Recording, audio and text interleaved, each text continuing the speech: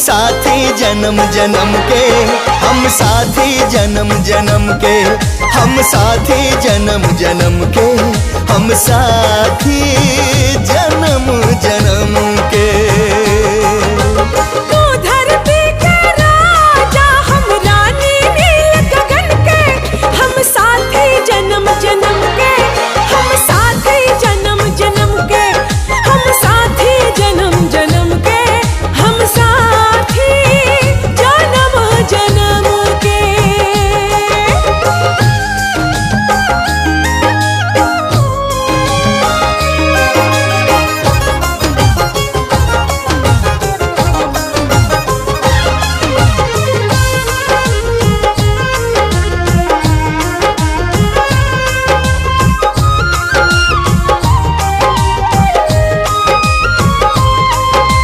तोहरा दिल के धड़कन हमरा दिल में धड़के, तोहरा नेह के खुशबू से हमरा जीवन महके।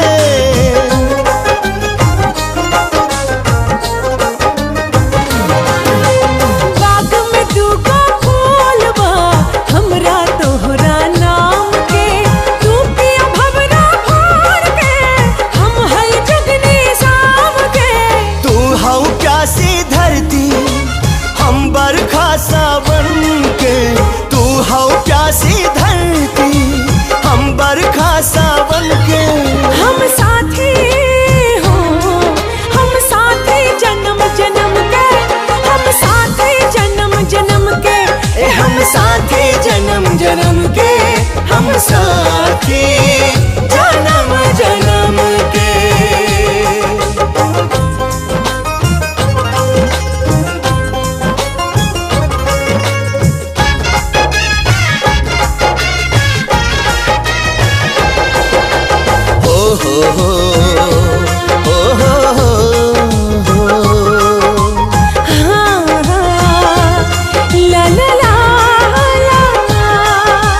हमरा ही एक राह के मंजिल एक हमार, कौनो मोड़ पे आके जुदा न होई प्यार।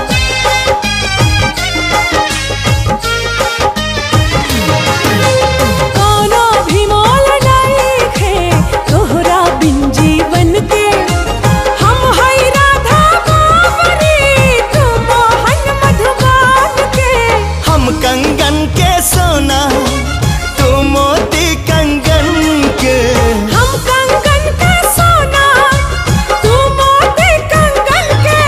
हम साथी हैं, हम साथी जन्म जन्म के, हम साथी जन्म जन्म के, हम साथी जन्म जन्म के, हम साथी